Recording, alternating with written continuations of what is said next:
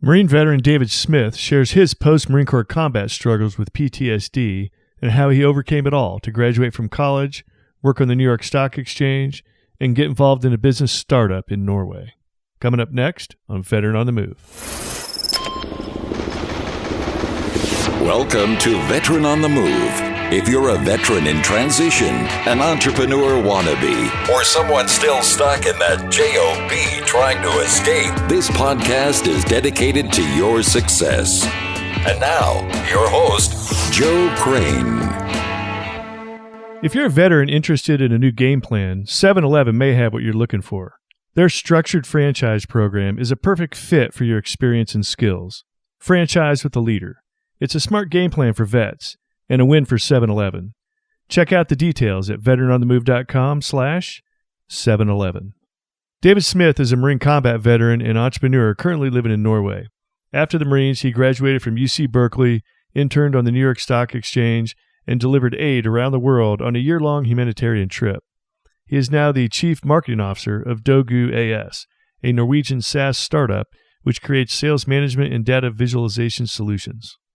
All right, Dave Smith, welcome to Veteran on the Move. Before we get to talking about your company Dogu and living in Norway and working at a SaaS startup, take us back and tell us about what you did in the Marine Corps. So I served in the Marine Corps for 4 years, from 2003 to 2007. I served as a rifleman and as a team leader.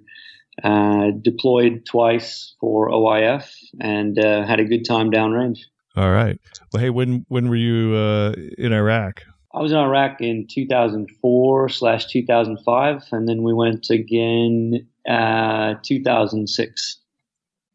All right. I was in there a couple times. I was there early 04 and end of 07, early 08. So right in there about the same time.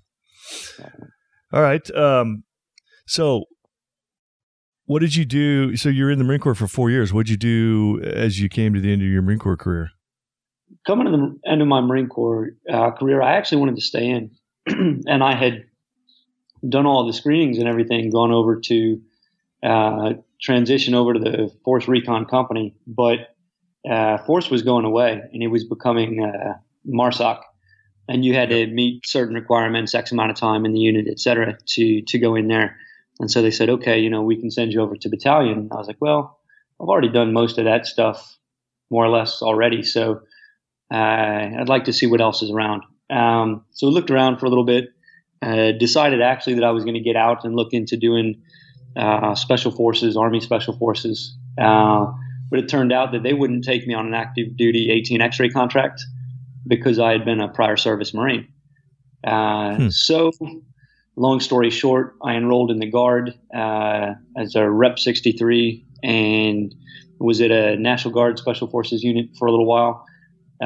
They deployed, went down range. I kind of got caught in the middle without a unit that I was attached to or anything, and started doing college. And by the time they came back, oddly enough, my paperwork had disappeared, and I was just out of the military. It was a really weird situation. I tried really hard to get back in, but as chance would have it, I guess it just wasn't in the cards for me. So decided to finish college instead. Yeah, I've heard that story many a time. So you ended up going to school at Berkeley, right? Yep, up at Berkeley. So I started at El Camino College down in Los Angeles, where I was working for an oil company. And that was unique because, of course, getting out of the military, didn't really plan on getting out of the military, first of all. And then second of all, didn't have a plan in terms of what I wanted to do. I thought I'd always be in the military doing special operations or whatever else, and never really crossed my mind that, all of a sudden, you're going to be out just suddenly. So I worked construction jobs for a little while, making, 12 or 13, 14 bucks an hour, scraping up concrete and putting it in buckets. And that wasn't really great.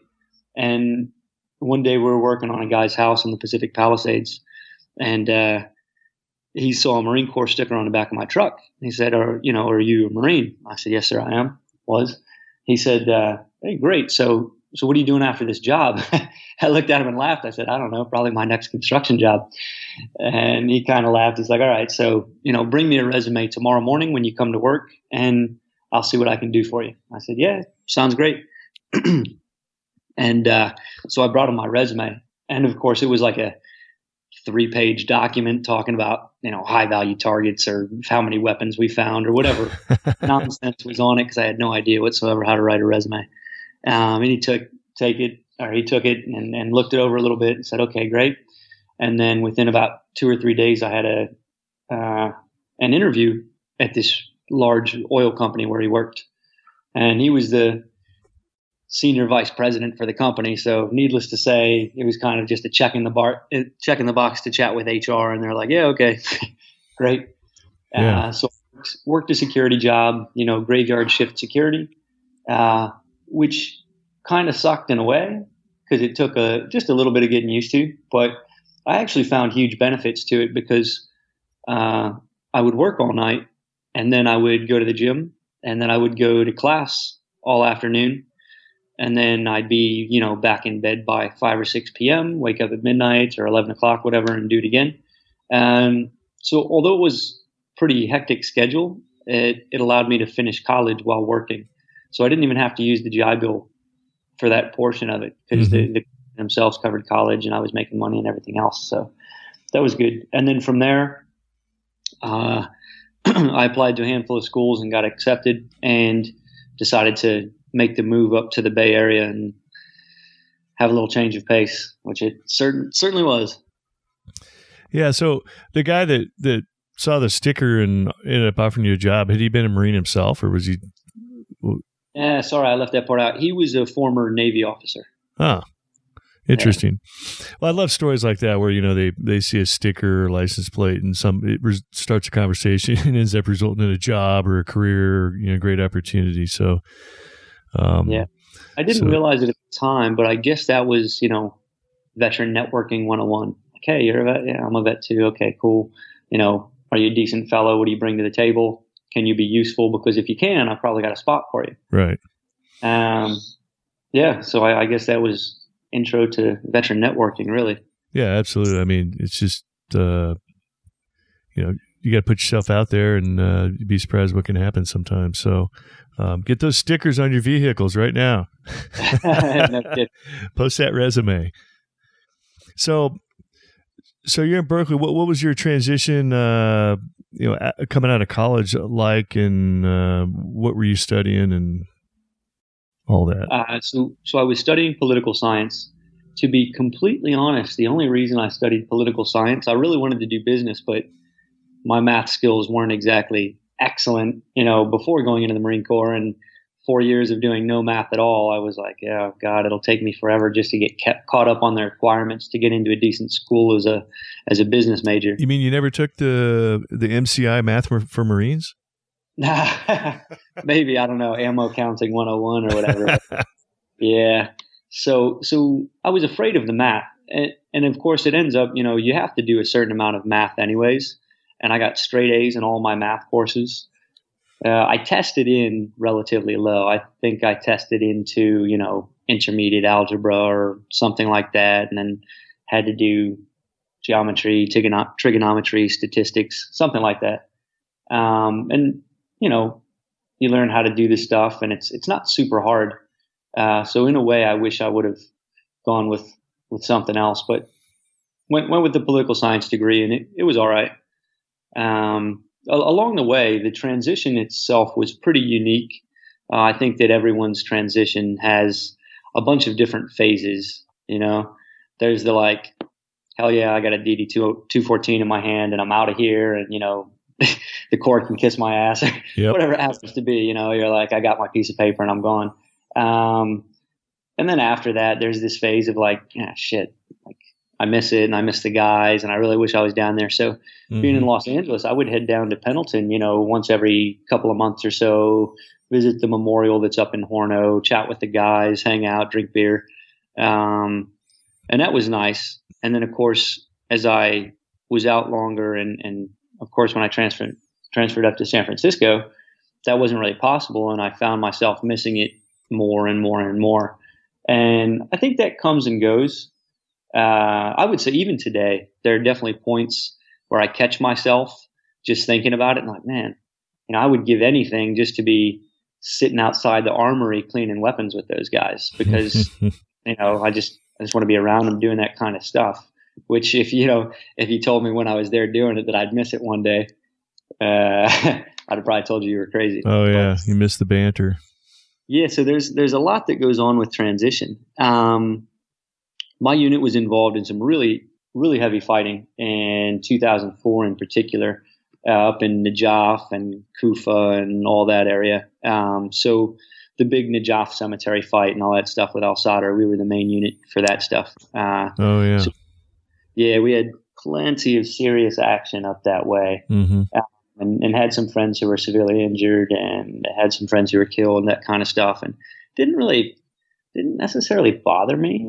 I'm not really sure how to put it, but I think that I was almost more bothered that I wasn't bothered by it, if that makes sense. Sure. I had all these questions like, what does that make me, right? If I can go and shoot people and whatever, and it doesn't it's no effect whatsoever. I still haven't really answered that question in particular, mm-hmm. but anywho, so for the first few years out was just kind of like, whatever, it is what it is, and everything will normalize, equalize itself out over time. And I think that as time went on, I realized that some parts of being in Iraq still bothered me quite a bit.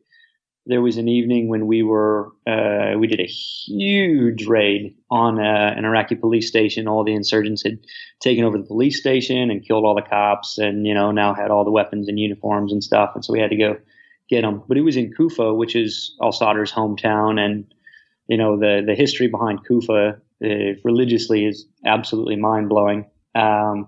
So rolled up in there, had a really, really hard night. Got caught on the rooftop of a burning building because we were dropping grenades down to keep insurgents from coming up to get us where we were at on the roof.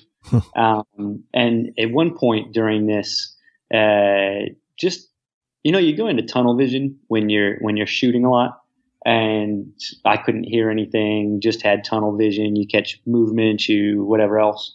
And I fired into a group of targets that was coming down an alleyway, and very soon thereafter found out that they were Marines. I was just catching muzzle flashes and movement, and hadn't mounted a night vision scope because we were inside the building, clearing it earlier. And clearing a building with a night vision scope on a saw is freaking very, very difficult. Right.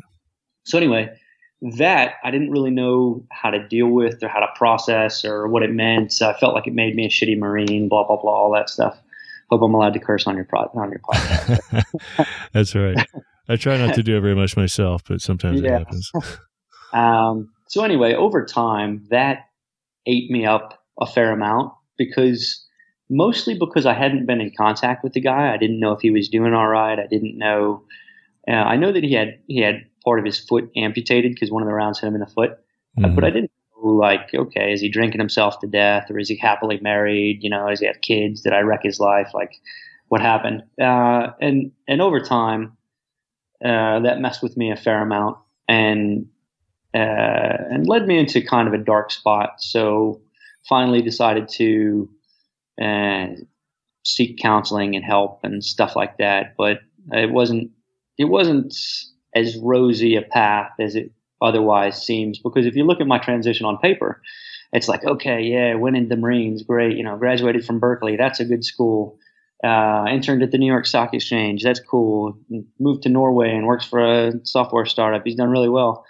But along the way, there was a lot of really hard things to sort out. And if I hadn't sorted them, I'd be a fraction of the person that I am today. Because I think that when stuff messes with you just got to man up, screw the stigma, whatever, and just face it and fix it and drive on so you can live a happy life. Well, it's very enlightening of you to be able to talk about that and identify with it and actually have worked through it and then continue on. So that's where most guys have the problem, is it doesn't ever get addressed. Yeah, certainly wasn't an overnight thing. It's taken me literally almost up until now to talk about it. So it took the better part of a decade, or a little over a decade, to really openly address it. I would say that after being out for maybe 3 years or so, I talked about it with, to counselors and stuff like that, and started to deconstruct it and work on it and whatever. But it took a very long time to be open about it. And I think that being open about it is really, really important, because the more that I understand about, veterans' mental health and all that, I'm an extremely firm believer that veterans won't really listen to anyone other than another veteran who's like, hey, I was there. I went to counseling also. I did what I needed to do. I sorted my stuff. It sucked for a while, and I didn't want to talk about it, but I fixed it, and it made all the difference in the world. And then people go out and do it, because if counselors, or if every VSO in the world comes up and is like, hey, you guys should seek treatment and counseling, we're just going to be like, yeah, whatever. Right. But when it's a peer, somebody that you trust, something like that, then you listen. So the reason that I got counseling is a buddy of mine who was a scout sniper from 2-7 came up and was like, hey, we started kind of talking about deployment and stuff, which I had never talked about. And he started, telling me how he watched people killed in front of him, and he did all this other stuff, and how he was getting treatment and speaking to counselors and everything. And it was really helpful. And I was like, wow, you're able to just talk about that and say, hey, I'm doing it, and get it fixed. So I found that to be definitely a huge turning point in my life, when somebody else said, I've been there, I did the work, it's okay, you can do it too, no problem with it. And so I'd say it's kind of one of my goals now, I guess, is to say the same to other folks. Yeah, that's great advice. Hey, Dave, I want to hold that thought just a second. We're going to take a quick break. If you're a veteran interested in a new game plan, 7-Eleven may have what you're looking for. We're talking franchising, owning your own store. 7-Eleven's franchise program puts your military experience to work in a structured environment that's all about success. And special military incentives and financing make ownership easier. So think about it. Franchising with the convenience leader. It's a smart game plan for vets and a win for 7-Eleven. Check out the details at veteranonthemove.com/711. We're back talking with Marine veteran Dave Smith. So Dave, before the break, you were sharing some pretty intimate stuff about your combat experience in Iraq. Yeah. And so when I moved up to Berkeley, and I left the Marines and all my buddies who were down in San Diego and Los Angeles, and I was kind of isolated by myself up there, and being at Berkeley was a little bit difficult because it's a unique crowd. And so I kind of struggled a lot, and I felt like almost like Jekyll and Hyde, like these two split personalities, where one was the good kid, that I was raised as, strong morals and everything else. And then there was this flip side of the coin. It was just a complete wild card that I was very detached and disassociated, really didn't care about anything at all. Which of course allowed me to make a lot of bad decisions. And so what happened is that over time, these two kind of personalities, I guess you could call them, both fully materialized to where I knew the person that I should be, but had a hard time getting back to being that person. And I felt like I didn't care about anything. And at one point in college, I found myself in the bedroom of my college apartment, staring down the barrel of a shotgun. And so that evening, I clearly didn't pull the trigger, but I had drank every bottle of alcohol in the house and everything else, and made the decision instead, luckily, to lock it away inside my roommate's bedroom and lock his door from the inside and leave. Well, when I came back the next morning, hungover and everything else, and my phone was full of text messages and voicemail from very, very concerned friends and family. And at first I kind of laughed it off, and I was like, yeah, whatever. And then really quickly it hit me, and I realized, okay, like I've got to fix this stuff. So the long story short is that over the next couple of years, I took a lot of time just really getting back to recalibrating my morals and values, making myself exactly the type of person that I wanted to be. And then, of course, met a beautiful young Norwegian lady who I'm going to marry here in August. And that, of course, changed things for me a lot as well. So after college, I interned on the New York Stock Exchange for a short time with a veterans program that they were doing. Again, the veteran networking was really brilliant, and it's been one of the other things that I'd stress is make sure that you network as much as possible. And after that, I traveled around the world for about a year, and I started with Team Rubicon, who's a veteran-based disaster organization. We were doing disaster relief in the Philippines for Typhoon Haiyan. And then after that, I continued to go around the world as part of a Christian missions trip with a separate group.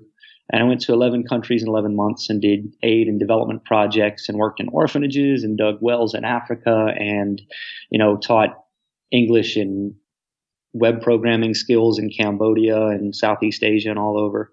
And when it finished, I was still talking to Katrina, who, and so I went straight to Norway instead of going back to the U.S. And I said, I miss you, and I'm just, we've got to give it a shot, right? So with nothing but a backpack straight out of Africa and Eastern Europe and Asia and everything, just came here, and we picked up right where we left off, and I decided to try and find work. And so the company that I managed to land employment with is a Norwegian software startup. They create sales management solutions, leaderboards, real-time data, analytics, all of that stuff. It basically takes all of the sales managers' tasks and puts them in one easy toolbox, and everyone can use this. It's also a gamification platform, so ranks, leaderboards, badges, real-time sales competitions, all that kind of stuff. And it's been really unique. I found it to be a perfect fit. I found that veterans in startups is really it's kind of a match made in heaven, because all of these things that you need, tenacity and the willingness to really put up with difficult situations in order to succeed. And also that, hard work, big struggle, but big payoff kind of mentality, is really prevalent here. And so I've had absolutely incredible time working in the startup here. I've had a chance to attend the Syracuse EBV Entrepreneurship Bootcamp for Veterans program. I had a chance to attend the entrepreneurship program at Stanford, the Stanford Ignite Post 9/11 Veterans program, and some of these other veteran programs that are designed to help vets get into entrepreneurship, and have learned a ton, met amazing people, and just still every single day picking up tons and tons of new information, ideas, and ways of doing things. So it's been an amazing fit. Wow, man, what a great story. I really appreciate you sharing all that with us. And, it's great to hear that you have finally arrived and found your happy place. I like the idea that you're working at a startup with, like 20 some people. There's a lot of us out there that really want to get in entrepreneurship, but we're having a hard time finding that vehicle to the fight. And, too many of us think we have to come up with our own ingenious idea from scratch, in order to go be an entrepreneur with something. And there's many other ways to be an entrepreneur and be involved in entrepreneurship, whether it's starting your own 7-Eleven franchise or getting involved in a startup and doing your part in that small group. Small unit leadership is what you're involved in working with a startup, because that way you don't have to bear the burden of all the issues with entrepreneurship. Like you don't have to manage all the budget and come up with all the ideas and do all the work. You're still part of that vibrant mentality of entrepreneurship, but you've got a lot of other resources surrounding you and other people on the same team that you can jump in with. So, because sometimes the solo entrepreneur can be a pretty lonely gig. So that's it's a great way to get involved in entrepreneurship. So, how's your company doing, and what are your main duties involved in working? And your company's name is Dogu, Dogu. Yeah, Dogu, and Dogu is for Data og Utvikling, which is Norwegian for data and development. Uh-huh. So the company's doing really well. We have doubled our annual revenues year over year. This year we'll probably end at a little over $2 million US, which is which is solid, no complaints there. It's a really young, fun startup. So we're always, doing fun adventures, activities and stuff together. Actually, right now we're trying to plan a trip. We're going to go to Croatia and rent a yacht or something like that with awesome X amount of money. Yeah, it's amazing that these folks are so fun that they're like, hey, we're revenue positive and let's do something cool. And it's really awesome to be a part of that, because I think that the culture a company builds, it has to start early and it has to gain momentum and keep the momentum. So at the current pace, the company that these guys are building, just by being so forward and fun and outgoing and inclusive, is it will drive this company forward for years and years and years to come. And they're really clever about starting it early and keeping it going early. And it's not an investment-backed company. It's not that we're taking investor money and going to Croatia or whatever. It's that it's a completely bootstrapped company. Every dollar that we've got has come out of our own pockets and from our own hard work. Mm-hmm. And so that makes all of the reward that much sweeter. And so my job here is to do all of the marketing. So marketing being literally full range of SEO, digital advertising across, social media and AdWords and all that stuff. All of the analytics, tracking, content generation, blogging, creating ebooks, white papers, case studies, talking to our clients, figuring out how they're using the products, what kind of results they're seeing and how they've had it, and then making those results appealing to other potential customers. And then, of course, recently we started to go and attend sales conferences. So I was in London last week doing a big sales conference. We have a booth and we present the product and we generate a bunch of leads. And then, of course, we follow up with those and try and turn the leads into sales. But it's really, really unique because it's a 100% come up with your own plan.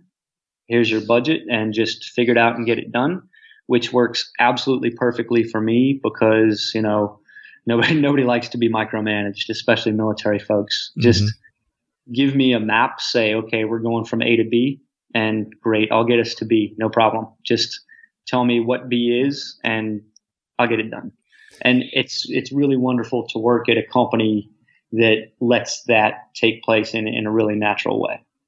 Being Marines and seeing the world, we know that human beings are human beings wherever you go. So it's really no surprise to be talking with somebody that's involved in entrepreneurship in Norway. But I want to ask, most of our entrepreneurial perspective comes from American companies, American startups, that kind of thing. Are there any differences in being involved in a startup in Norway? I'm curious. What does the entrepreneurial landscape look like in Norway these days? I would say that the biggest difference is around the investment vehicles. So some Norwegian companies will take on some money occasionally and whatever else, but here you won't have quite anywhere near the Silicon Valley startup scene where, before even creating a product or whatever, people are going to pitch to investors and trying to get a $5 million seed or series round. It's literally unheard of here, and for good reason. I think that the Silicon Valley startup scene is really unique in a lot of ways, and it poses a lot of benefits, but it's also probably going to create a startup bubble within the next X amount of time. But without digging too deep into that, I think that here everyone here, of course, wants to take their product to the U.S., for the size of the market and for the customer base and for the notoriety of it, right? I think that's the right word. Yeah. But, everyone here, of course, wants to be in the U.S. So you have tons of folks who will go and do startup accelerators in the Silicon Valley and all that stuff. And, if you've been there, you wear your T-shirt around or whatever. But yet still, it's more natural here, So interesting. Yeah. Well, it's good to know. I mean, it's just good to hear a great entrepreneurial example of coming from somewhere else besides the United States, and having a Marine involved in it. What's it like being the Marine involved in a Norwegian company? I'm sure you're not only probably the only American, but certainly the only Marine. Oh yeah, the jokes are endless. I come to work and my wall's plastered with all kinds of memes and stuff about freedom and about America, and all this other stuff. There's probably about 10 or so memes that are pasted up over on my wall right now with big American flags and all that kind of stuff. And it's always jokes and fun. But they appreciate having me here, and I really appreciate the opportunity to be here. And it does carry a long way. When we're at the sales conference in London, I think I spent almost as much time across the way. There was a stand that was a bunch of Royal Marines, and I spent a lot of time just chatting with them and hanging out.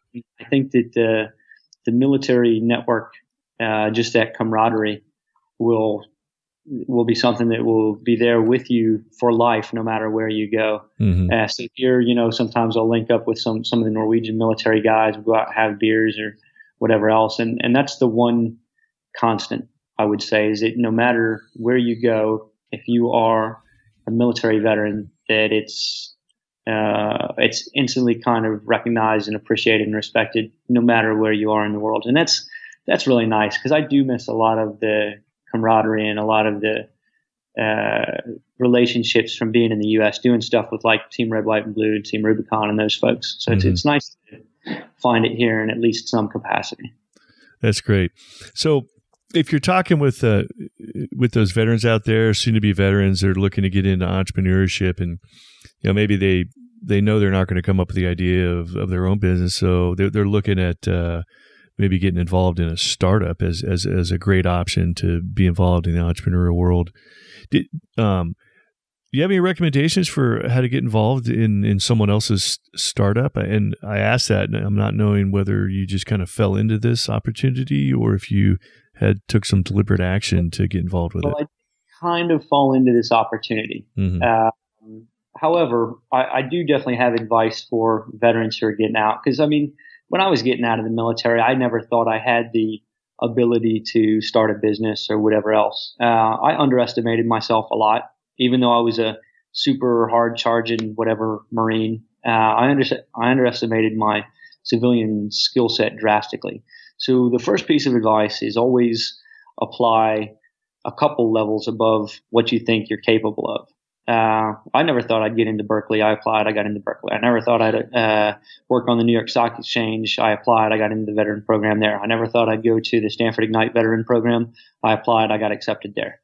So always apply for stuff that's outside your reach. Let someone else tell you, what the limit is or whatever else. And even if you get declined for it, try to get in the following year.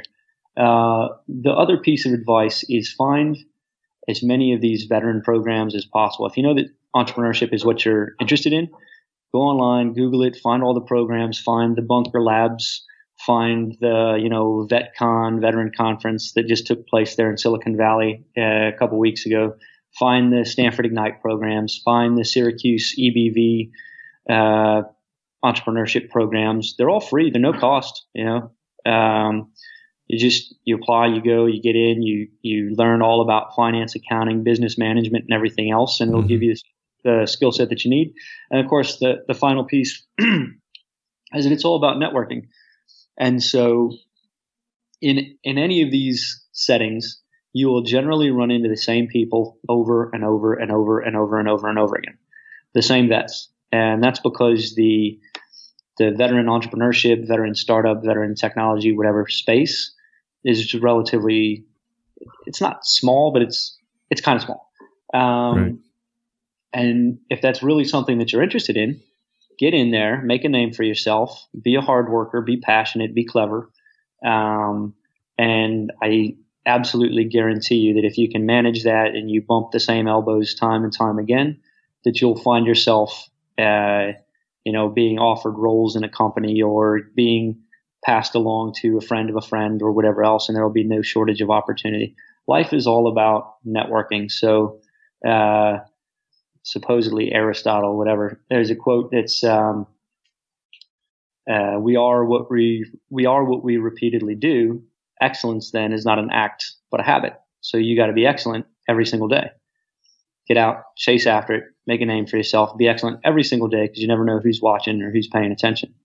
And I think that's really important, not just in work, but in your relationships, in your whatever else. I've come light years in terms of my ability to be the man that I am in relationships. And then relationships are a huge part of what define you as well. So Katrina and I get married here in Norway in August. I've never been more excited for anything in my life. And even though as a young jarhead, I was terrified and promised myself I'd never get married and would just, be partying my whole life. I think that it's really amazing, and it's really important to figure out who it is that you really want to be in the long run, set goals, set expectations for yourself, and then go after those. And when you reach your expectations, set the bar higher, go for it again, and just keep repeating, because you'll find yourself in places you never thought you'd be.